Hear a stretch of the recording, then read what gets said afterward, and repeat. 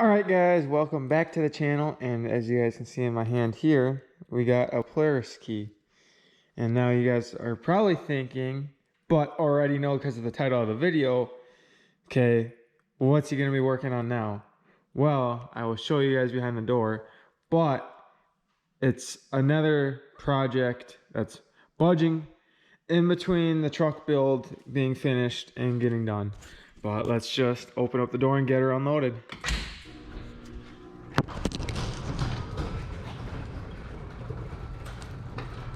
And it is another Polaris Predator 500. Now, this quad is my coworker's, and I'll tell you guys more about it once I get it unloaded.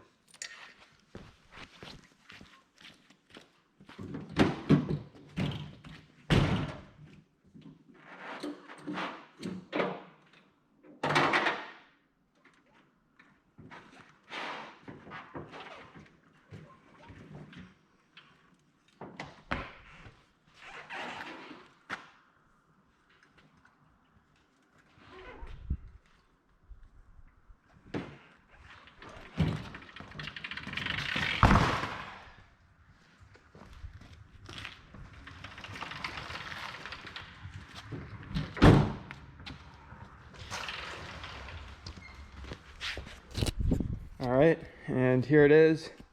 So he got this thing not too long ago, probably like a month ago, and he noticed in like low range and stuff that it wasn't running that great, but once you give it the throttle and open it up, then it would run better. So he started messing around with the carburetor, and now it hardly runs at all. So he brought it to me because he knows I rebuilt mine and everything, and he just wants me to look at it and get it running for him. So I'm gonna see what I find with it. All right guys, so he already tried, you know, a lot of stuff to do with the carburetor and all that, and I don't know.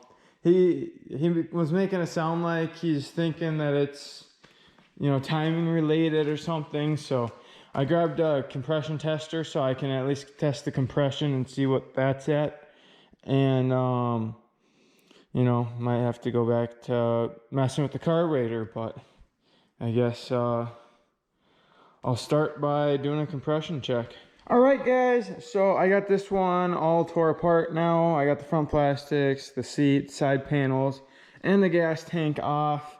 And now you can get at your spark plug. You know, pretty inconvenient on these, but you know, oh well, what do you do? So now I can pull that out of there and then do a compression test, and I'll go from there. All right guys, so I went ahead and pulled the spark plug out of it, and it honestly looks pretty rough and pretty fouled out. Like it was running rich and stuff. So probably should replace that. But got the compression tester all hooked up, and I got the key right here. So I'm gonna turn that, and then just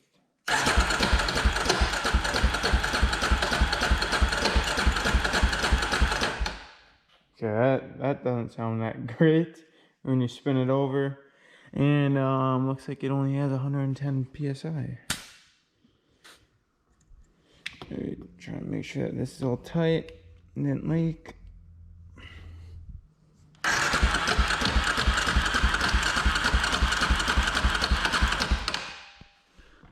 Okay, definitely does not sound good in here. And he told me, he's like, I guess he's on like the forums or something, and someone that also rebuilt one of these said that the keyway for the flywheel will strip out. So definitely sounds like it's making some clunking noise. And again, like 110 psi, which, you know, yeah, it'll run off of 110, but I mean, it's not the best. I want to say mine, when I was done with it, had 140 or something. It was in the 140s, so yeah, definitely getting a little weak. Maybe the timing did jump, so I guess now I guess I'll probably be checking the timing. So I'm man, I really want to know what that noise was, because it really did sound like it was on this side. Like maybe it could have been that keyway. But I guess I'm gonna try and get these plugs out and I guess see what I can see in here. Otherwise, I'm gonna pop the valve cover off and check the timing of it. All right, guys, so I got the timing plugs off here and I got it about lined up to top dead center, and I just loosened the valve cover here. So let's see what happened. All right. And survey says, where's the other dot?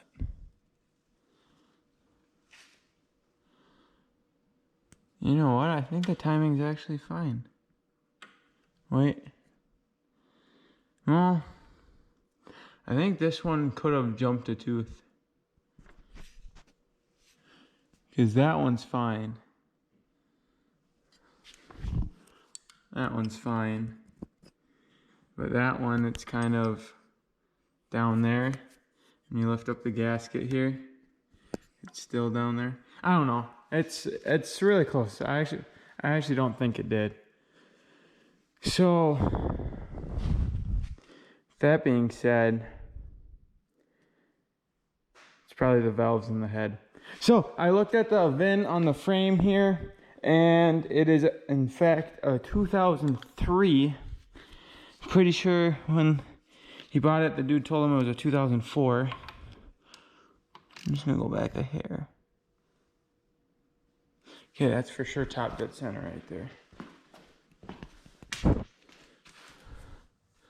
So we look at this here.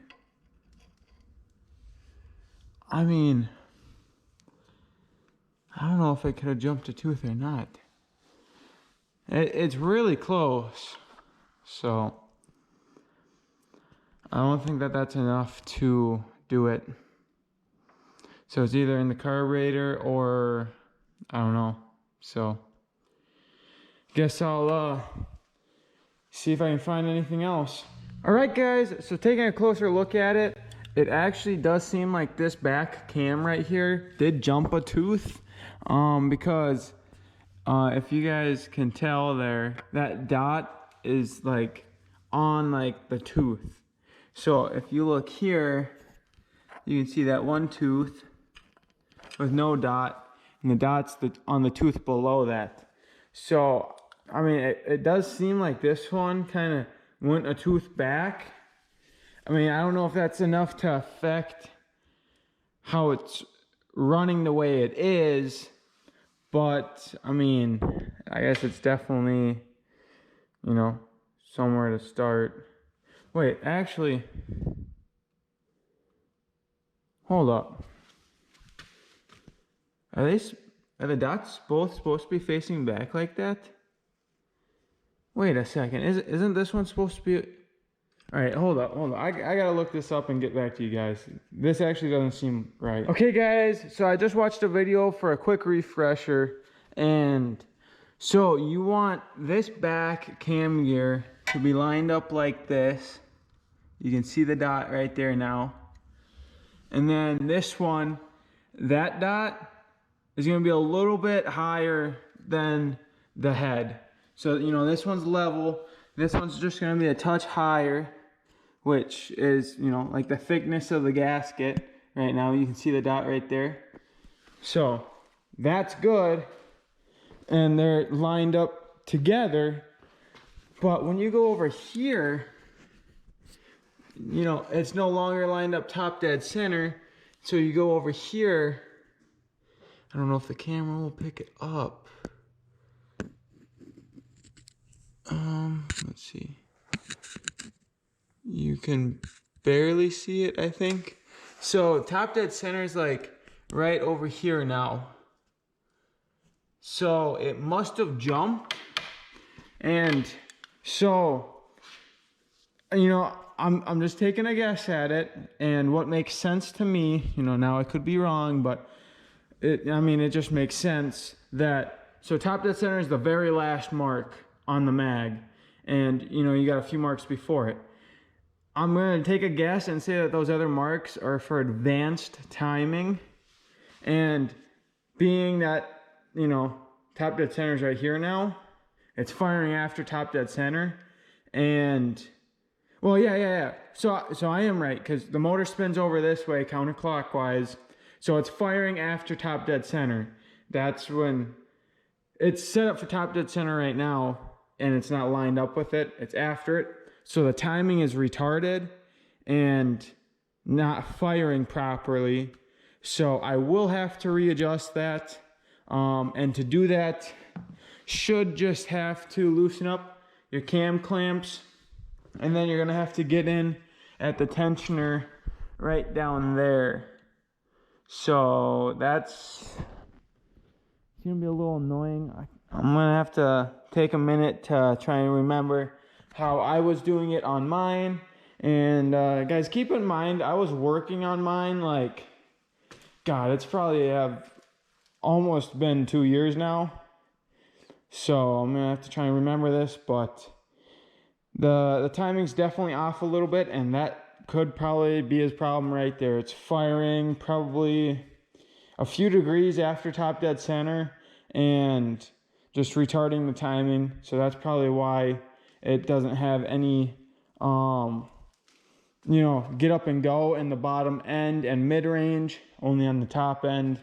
So this should make it run a lot better. And then who knows what you do with the carburetor. So I'm gonna at least fix the timing, and then who knows, maybe the valves are getting pretty worn out on this thing too. You know, I'll get the timing all lined up, recheck the compression, see if it changed, and then if not, then I'll just put it back together, and then we can go from there. But I'm just gonna readjust this really quick, and then, well, actually, I'll let you guys know what it takes to adjust your timing. So I'll get back with you guys. All right, guys. So now what I did is I just spun the motor over like 50 times just to line up these gold teeth on the timing chain. So, you know, that's how you know like the cams are like truly synced up still. So, you know, that one lines up, that one lines up. And like I said, the timing is just off and firing after top dead center. So top dead center, it's hard to pick up on the camera, but I want to say it's like right around here. So it's firing, you know, like a 1/4 inch after top dead center, which is definitely a few degrees of timing. And you know, it's basically the distance from the first mark on the 3 to the T maybe, or something like that. Like it jumped pretty good. So I don't know, it almost sounds a little funny in the bottom end area too, but you know, I'm not gonna worry about that, because honestly, how it's probably gonna go is just get it running, and running, you know, fairly good, and he's probably gonna flip her up for sale and look for something else. So that's probably how it's gonna go. So I'm just gonna get this adjusted, and then hope that it runs better.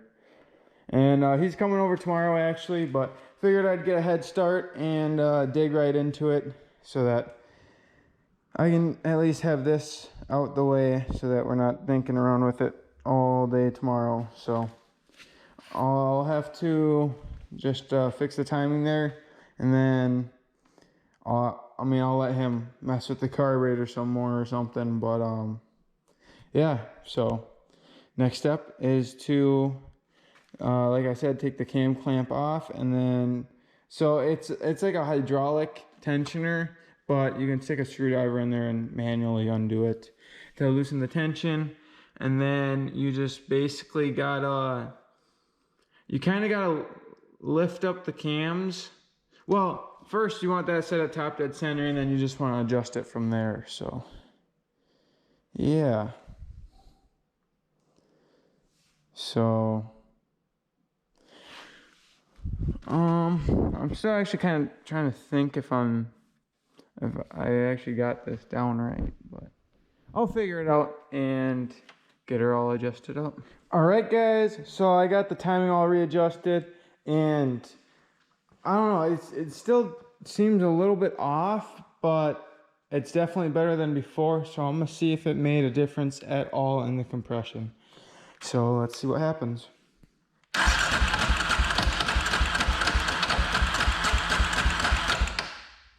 All right, yeah, it has 135 compression now instead of 110, so that's good. Let's do one more.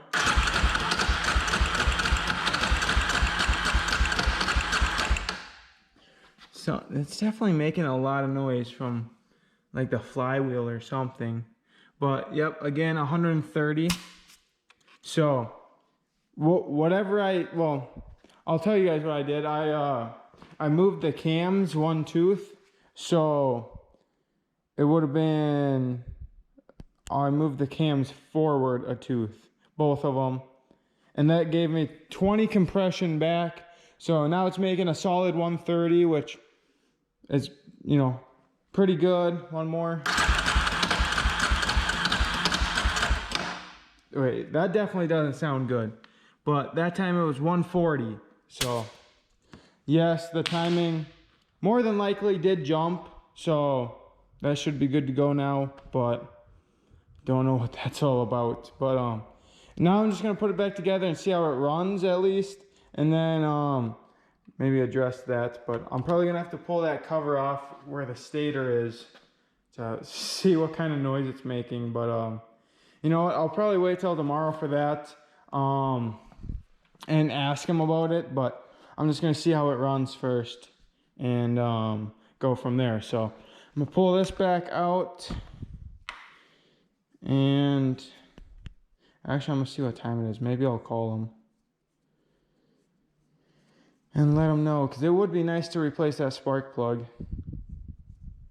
But it's not like I'm gonna put the plastics on it, so I'm just gonna see how it runs and go from there. All right, guys, so I got the fuel tank back on it and should be ready to start up now. So don't know if his is gonna be like mine where it needs choke, but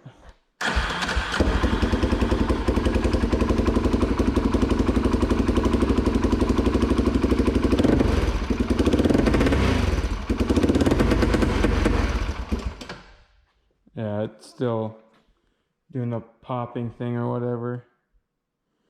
So I mean, that might be carbureted now at this point. But yeah, I don't know, but I guess I'll take another look at it. All right, guys, so I think I'm actually gonna call it a night right here, and I'm just gonna wait for him to come over and we can mess with the carburetor together, and then that way I kind of got a full story, and you know, I'll tell him about the timing and stuff. But yeah, but on another note, I have someone coming to look for this look at this boat motor tomorrow morning, and hopefully he takes it off my hands, so that would be really nice. And then hopefully we can get this thing figured out, and then I can finally get back to working on the truck build. So I will catch you guys in the morning.